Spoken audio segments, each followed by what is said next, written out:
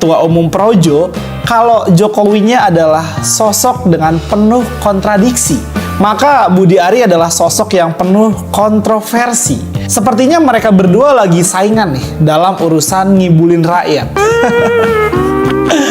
Jadi baru-baru ini nih, nama Budi Ari disebut dalam persidangan kasus judi online. Dia bilang menerima aliran uang suap sebesar 50% yang kemungkinan bernilai puluhan sampai ratusan miliaran rupiah. Tapi jaksa sendiri nggak mungkin menyangkut pautkan Budi Ari kalau nggak ada fakta.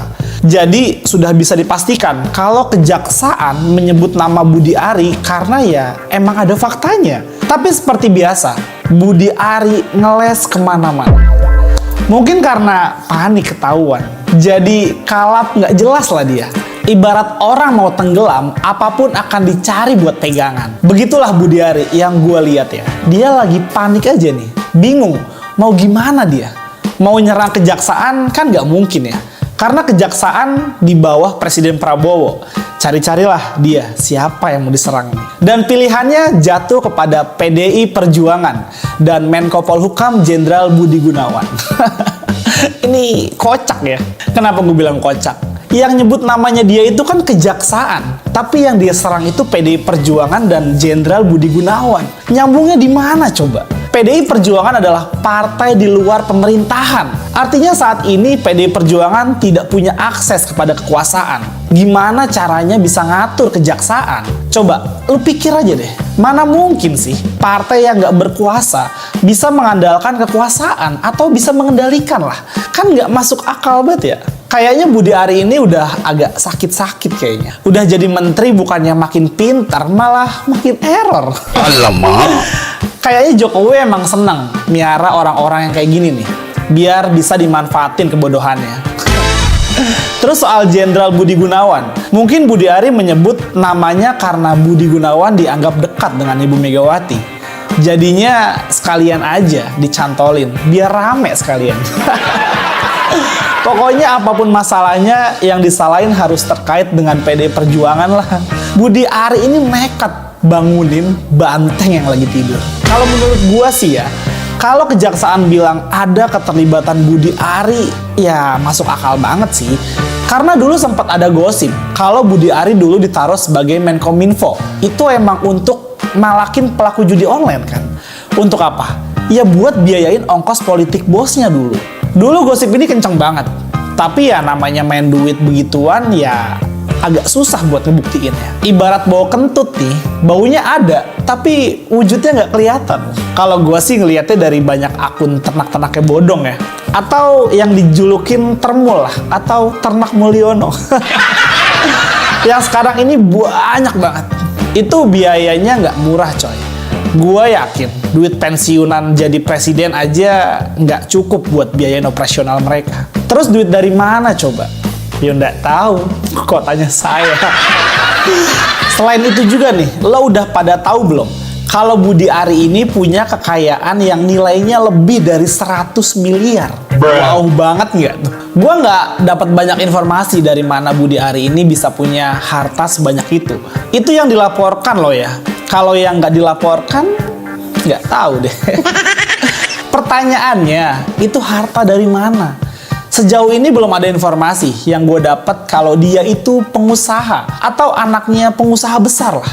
Yang beredar adalah dia itu mantan caleg gagal PDI Perjuangan yang mendirikan Ormas Projo alias Pro Jokowi. Apa iya cuma ketum Ormas aja bisa punya harta sefantastis itu?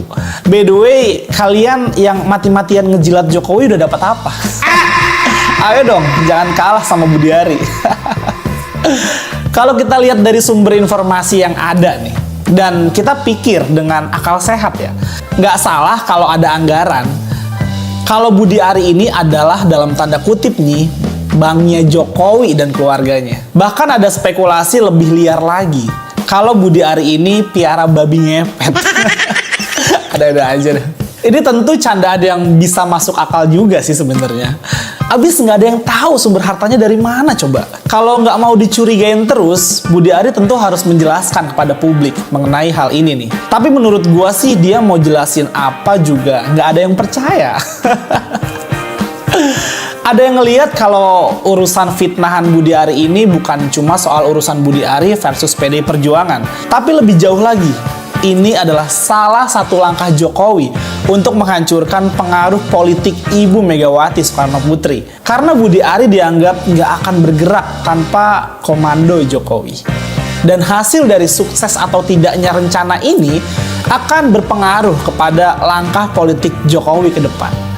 Kalau Jokowi berhasil menghancurkan pengaruh politik Ibu Megawati Soekarno Putri, maka kemungkinan dia akan jadi ketua umum PSI.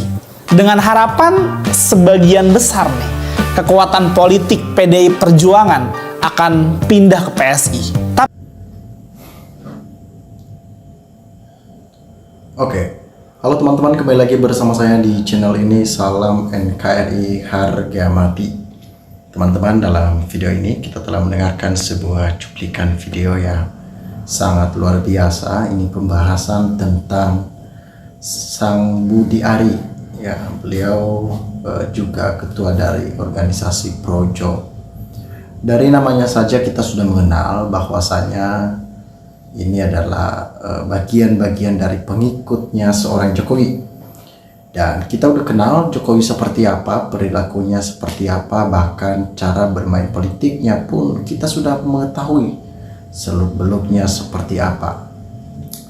Namun dengan tindakan-tindakan Budi Ari yang kini nyebar luas di kalangan masyarakat, bahkan seluruh Indonesia mengetahui bahwa Budi Ari ya melakukan sebuah tindakan-tindakan yang kurang senonoh di mata masyarakat.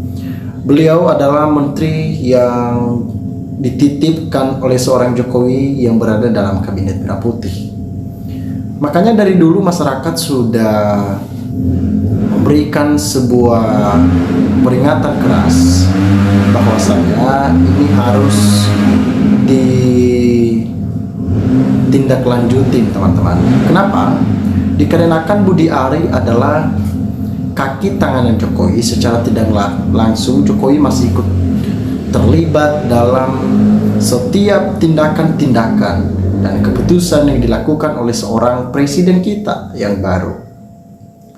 Makanya dengan itu ketika munculnya Budi Ari memberantas judol, dan sampai sekarang pun itu tidak akan pernah berhasil dikarenakan banyak mafia-mafia yang memang mereka ikut terlibat, ikut campur tangan di sana.